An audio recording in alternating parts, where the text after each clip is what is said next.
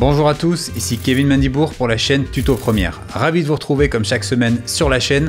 Aujourd'hui, on va voir ensemble comment réaliser une animation Dancing Buildings, c'est-à-dire qu'en fait on va venir détourer des buildings sur une vidéo et les animer comme pour la réalisation d'un clip musical. Pour pouvoir réaliser ce tutoriel sans difficulté, je vous recommande d'avoir un niveau intermédiaire voire avancé. On va voir ici des notions complexes de tracking, notamment en utilisant Mocha. Si le domaine de la vidéo est quelque chose qui vous intéresse, je vous encourage vivement à vous abonner à la chaîne et à activer la cloche pour être tenu informé des nouvelles vidéos. Je sors chaque semaine sur Tuto Première de nouvelles vidéos sur la réalisation vidéo, le montage ou encore les effets spéciaux. Nous voici à présent sur After Effects avec ce magnifique plan de l'Empire State Building. On va pouvoir effectuer notre superbe effet là-dessus.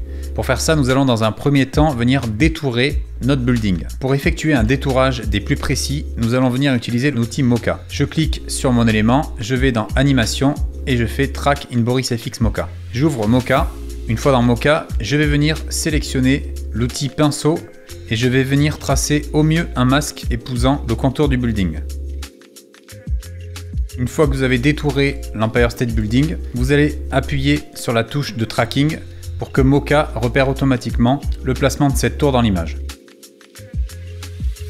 Une fois le tracking terminé, vous vérifiez si toute la tour est bien sélectionnée et on peut voir qu'a priori, Mocha a fait du bon boulot. Vous allez cliquer sur File, Save Project et vous fermez Mocha. Vous allez venir maintenant au niveau de votre timeline et double-cliquer sur le rush du dessous. Vous allez venir supprimer l'effet Mocha. Vous retournez maintenant sur le premier rush et dans Mocha, au niveau de Matte, vous allez cliquer sur Create After Effects Masks. Si vous affichez maintenant en solo le deuxième calque, vous pouvez voir que vous avez la tour qui est parfaitement détourée. On va devoir maintenant recréer le ciel qui est derrière cette tour. Pour faire ça, on va utiliser le nouvel outil d'After Effects, remplissage d'après le contenu. Pour utiliser l'outil remplissage d'après le contenu, vous devez dans un premier temps afficher votre masque et le passer en soustraction. Si vous regardez maintenant votre calque en solo, vous pouvez voir ici la silhouette de la tour. Vous pouvez cliquer sur votre élément maintenant, aller dans remplissage d'après le contenu, vous réglez méthode de remplissage sur objet, étendue, zone de travail et vous cliquez maintenant sur générer un calque de remplissage. After Effects va analyser votre image et va tenter de recréer le décor qu'il y avait derrière la tour. Comme vous pouvez le constater, After Effects a bien fait le travail, la tour est totalement détourée. On va pouvoir maintenant réaliser notre effet. Je ne saurais trop vous recommander d'utiliser un cadre de référence pour un exercice comme celui-là.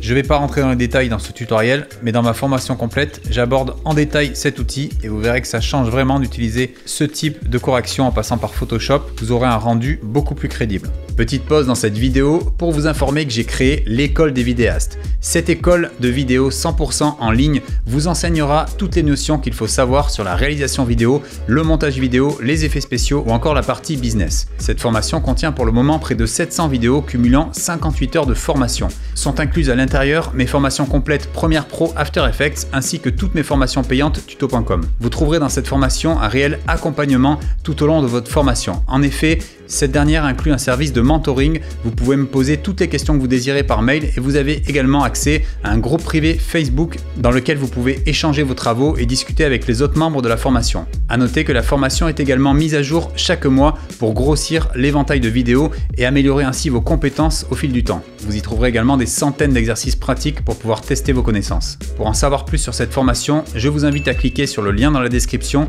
qui vous présentera à travers 1 heure gratuite le contenu de cette formation. Vous allez maintenant activer tous les calques et au niveau de ce calque là qui est notre tour, vous allez cliquer sur M pour afficher le masque et le passer en addition. Vous renommez ce calque tour et vous placez la tour par-dessus. Vous avez donc votre tour ici, le fond qui est juste derrière. Vous voyez que là, si j'enlève, j'ai le fond derrière. Et vous avez ensuite le background. Il nous manque une étape intermédiaire, c'est détourer les tours qui sont juste devant pour pouvoir effectuer l'effet. Pour faire ça, vous allez récupérer votre masque ici, vous appuyez sur M, vous placez au tout début, vous copiez ici le layer 3, vous allez ensuite dans le premier calque, vous collez, vous appuyez sur M et au niveau de masque, vous faites soustraction.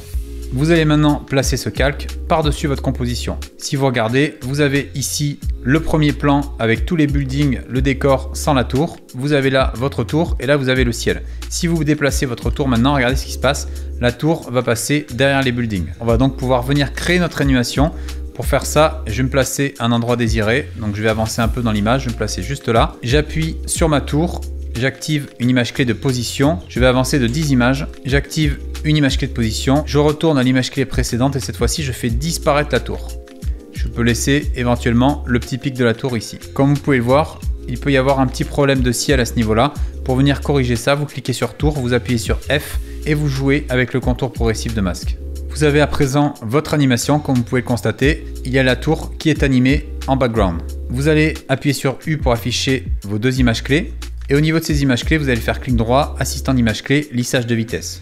Vous entrez maintenant dans l'éditeur de graphique et au niveau de la position ici, vous allez cliquer ici pour afficher la vitesse. Et au niveau de la vitesse, vous allez créer une sorte de pic au début pour avoir une grande vitesse et une arrivée un peu plus lente.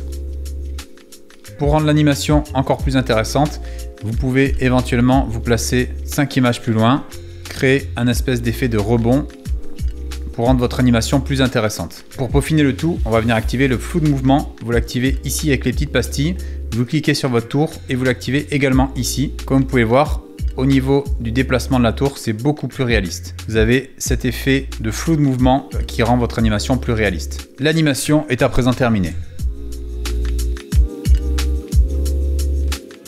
Cette vidéo est à présent terminée, j'espère qu'elle vous a plu. Si c'est le cas, n'hésitez pas à laisser un petit pouce bleu. Vous pouvez également vous abonner à la chaîne et pensez bien à activer la cloche pour recevoir les notifications à chaque sortie de nouvelles vidéos.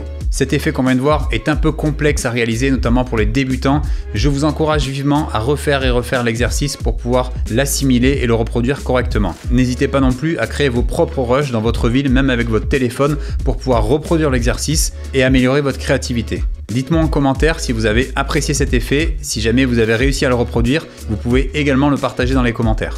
Je vous invite également à partager un maximum la vidéo sur les réseaux sociaux. Vous pouvez me retrouver sur les réseaux Instagram, Twitter et Facebook et je possède également un site internet sur lequel vous retrouverez tous mes travaux ainsi que mon actualité. Je vous dis à mercredi prochain pour une nouvelle vidéo. D'ici là, n'oubliez pas, restez créatifs.